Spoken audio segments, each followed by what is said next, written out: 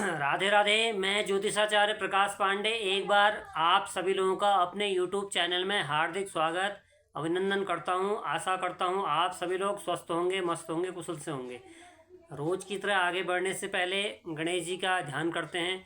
ओम सुमुखश्च गदन्तश्च कपिलो गजकर्णकः लंबोदरस्य Victo विघ्ननाशो विनायकः धूम्रकेतुर्गणाध्यक्षो भालचंद्रो गजाननः द्वादशे तानि नामानि यः पठेत् शृणुयादपि विद्यारम्भे विवाहे च प्रवेशे निर्गमे तथा संग्रामे संकटे चैव विघ्नस्तस्य न जायते।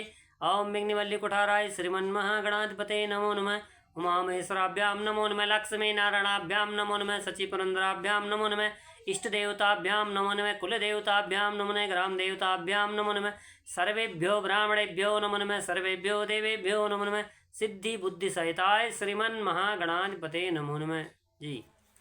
तो आज मैं आप सभी लोगों को गोचर में यानी कि कल 24 फरवरी 2025 को लगभग मॉर्निंग में 6 बजे के आसपास मंगल मिथुन राशि के अंदर मार्गी चाल में आ रहे हैं। इसका आम जनमानस में और आप सभी लोगों की जन्म पत्रिका के हिसाब से मेष से मीन राशि या मीन लग्न मीन राशि वालों के लिए कैसा प्रभाव रहेगा, इसको थोड़ा सा संक्षेप में बताने का प्रयास करता हूँ। तो सबसे पहले बात करूँगा कि मेष लग्न या मेष राशि वालों के लिए यह चेंज कैसा रहेगा। अभी तक वक्री 11वें भाव में चल रहे, तीसरे भाव में चल रहे थे। अब जो है वो मार्गी चाल में तीसरे भाव में मार्गी आ जाएंगे। तो तीसरा भाव सबसे पहले तो होता है हमारा कम्युनिकेशन का। हम किसी से बातचीत करते हैं तो तीसरे भाव से देखा जाता है, और अपने से छोटे भाई बहनों का भी तीसरे से विचार किया जाता है। और साथ में जो है कॉन्फिडेंस लेवल, तो अभी तक इनका थोड़ा कॉन्फिडेंस लेवल कम हो रहा होगा, अब वो आत्मविश्वास इनका बढ़ता हुआ नजर आएगा। ये मेष लग्न या मेष राशि वालों के लिए ऊपर बात की। इसी क्रम को बढ़ाते हुए वृषभ लग्न या वृषभ राशि वालों के लिए ये चेंज कैसा रहेगा जो कल चेंज हो रहा है। तो इसका प्रभाव इनके लिए वाणी के अंदर आ जाएगा। दूसरा हाउस वाणी का होता है। अभी तक वक्री चाल में थे, अब मार्गी चाल में आ जाएंगे तो सीधे यानी कि इनके लिए सबसे ज़्यादा ये अच्छा होगा कि धन मान सम्मान परिवार कुटुंब का भाव माना जाता है। तो पैसों के लिए इनके लिए बढ़िया रहता है और ये इनके लिए एक अच्छा रहेगा। काफ़ी समय से कोई पैसा फंसा हो तो वृषभ लग्न वालों को पैसा मिलने की संभावना रहती है। लेकिन वहाँ पर मंगल अगर वक्री हो रहा है तो आग की तरह वाणी को कंट्रोल करना पड़ेगा, बोलने का विशेष ध्यान रखना पड़ेगा। मंगल यहाँ पर अब कुछ समय के लिए, कम से कम 1-1.5 महीने तक तो ये अच्छी पोजीशन में रहेंगे, फिर उसका राशि परिवर्तन करेंगे, उसके बारे में फिर बताऊँगा। इसी क्रम को आगे बढ़ाते हुए मिथुन लग्न या मिथुन राशि वालों के लिए ये प्रभाव कैसा रहेगा। तो मिथुन लग्न या मिथुन राशि वालों के लिए तो दिमाग के अंदर यानी कि जब कोई प्लैनेट अपने ही मतलब दिमाग के अंदर मार्गी होगा तो इनके लिए भी थोड़ा सा मेंटल स्ट्रेस से दूर होना चाहिए, जो मुझे लगता है। और मिथुन लग्न वालों के लिए मिथुन वैसे इतने कारक प्लैनेट तो नहीं होते, रोग के मालिक भी मार्गी हो रहे हैं, तो हेल्थ में भी इम्प्रूवमेंट मिलना चाहिए इनको, क्योंकि छठा भाव रोग का होता है। और उसकी दृष्टियाँ भी बता दूं मिथुन वालों को, मिथुन को खासकर जो है अपनी अपनी ओर से अपनी माता जी को कोई स्ट्रेस नहीं देना है, कोई परेशान में नहीं रखना है, जिसके कारण मिथुन लग्न मिथुन राशि वालों के लिए भी थोड़ा बेटर ही देखने को मिलेगा। अब बात कर लेता हूँ कर्क लग्न या कर्क राशि के लिए ये कैसा रहेगा। देखिए, कर्क लग्न या कर्क राशि वालों के लिए राशि या लगन से 12वें भाव में युति बनने जा रही है। तो 12वां भाव वैसे तो खर्चीला होता है, तो एक चीज़ तो कंट्रोल हो जाएगा कि जो इनके बेमतलब के खर्चे हो रहे होंगे अभी तक, वो कंट्रोल हो जाएंगे कर्क लग्न या कर्क राशि वालों के लिए। ये इनके लिए एक अच्छी बात है। और किसी ने विदेश में अगर फाइल लगाई हो तो बाहर का भी, बाहर 12वां स्थान बाहर का भी होता है, तो इनके लिए भी ये काम बनने के योग लगते हैं। तो मोटा मोटा कर्क लग्न या कर्क राशि वालों के लिए बेटर है। अब इसी क्रम को बात करते हुए सिंह लग्न या सिंह राशि वालों के लिए ये कल जो मैंने आपको बताया लगभग 6 बजे के बाद मॉर्निंग में ये मार्गी हो जाएंगे मंगल।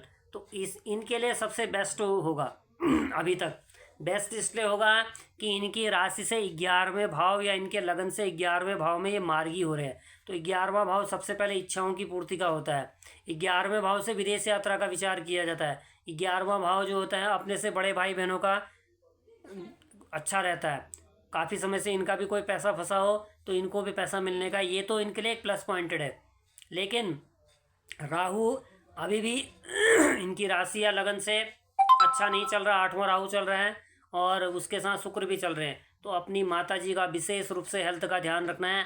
अचानक से उनको कोई प्रॉब्लम हो सकती है, हॉस्पिटलाइज होने की संभावना रहती है, तो ये मिथुन लग्न या मिथुन राशि वालों को ध्यान रखना और उनको अपनी ओर से माता जी को कोई स्ट्रेस नहीं देना है।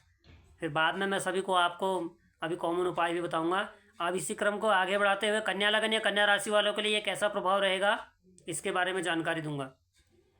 देखिए, कन्या लग्न या कन्या राशि वालों के लिए दसमस्त होंगे ये। तो दसम तो करियर का होता है, यानी कि करियर में कोई उछाल आ सकता है एकदम से, और कोई जॉब चेंज करने का मन बना हो तो उनके लिए जॉब चेंज होने की एक अच्छी संभावना है।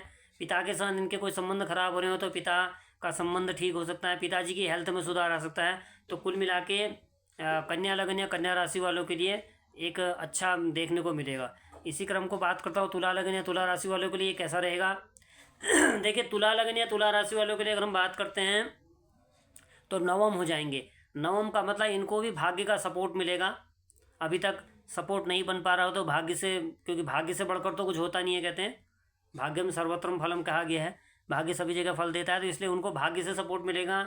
और इधर से जो है इनका धर्म कर्म रुचि में और भी झुकाव बढ़ेगा तुला लग्न या तुला राशि वालों के लिए, तो बेटर होगा। और इनको ध्यान देना, वाणी का कारक भी होता है, दूसरा अगर वाणी का माना जाता है, जैसे तुला से काउंट करूंगा तो तुला से वृश्चिक हो गया ना दूसरा स्थान, तो वृश्चिक का ही स्वामी मंगल अभी मिथुन में वक्री हैं, मार्गी हो रहे हैं। इनको भी विशेष रूप से अपनी वाणी का कंट्रोल करना है, आराम से बात करनी है, अपनी बात रखनी है, लेकिन धीरे धीरे बात करना है, तो इनके लिए ठीक रहेगा। अब बात करता हूँ वृश्चिक लग्न या वृश्चिक राशि वालों के लिए ये कैसा रहेगा। देखिए, वृश्चिक या वृश्चिक लग्न राशि वालों के लिए राशि लग्न से जो है 8वें भाव में मार्गी हो रहे हैं, तो 8वां भाव फॉरेन का भी है, 8वां भाव सडन देने वाला होता है। तो सबसे पहले पॉजिटिव बताऊंगा, फिर नेगेटिव।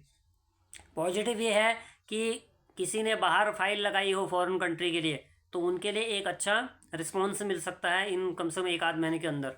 और उसके बाद फिर जो है ये किसी के जैसे कोई लेडी कंसीव नहीं हो पा रही है काफ़ी लंबे समय से, तो उनका एक कंसीविंग का पार्ट बनता हुआ नज़र आ रहा है, उनको लिए फ़ायदा हो सकता है।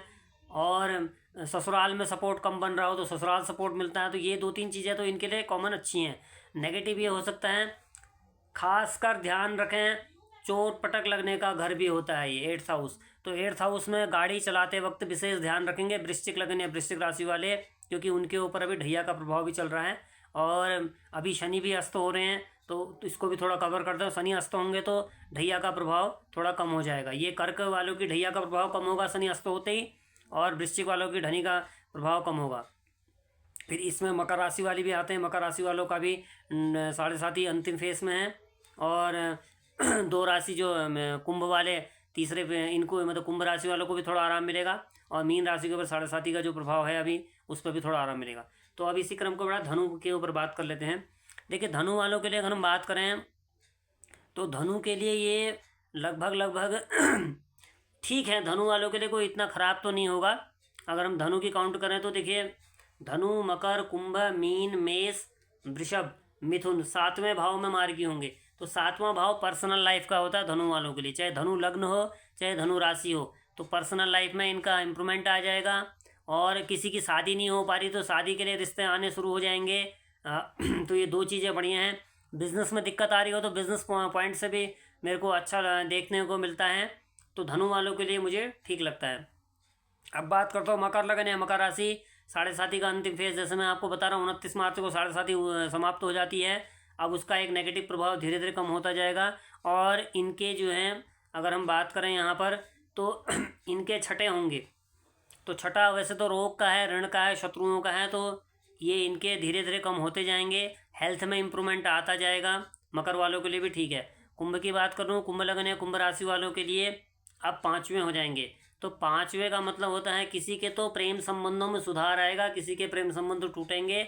अब यह डिपेंड वही करेगा, जैसे मैं बार बार आप लोगों को बताते आ रहा हूँ, आप लोगों की महादशा, आप लोगों की अंतर्दशा, आप लोगों की प्रत्यंतरदशा अगर अच्छी चल रही होगी तो ये गोचर बहुत महत्वपूर्ण होगा, बहुत ही अच्छा होगा। क्योंकि ये गोचर में अभी मैं आप लोगों को बता दूं, ये अक्टूबर 2024 से लेके मंगल उतने कंफर्टेबल नहीं थे। पहले कर्क में वक्री, कर्क में नीच के हो गए, फिर जाके 21 जनवरी 2025 को वो मिथुन में राशि में आए। अभी मिथुन में वक्री से मार्गी हो रहे हैं।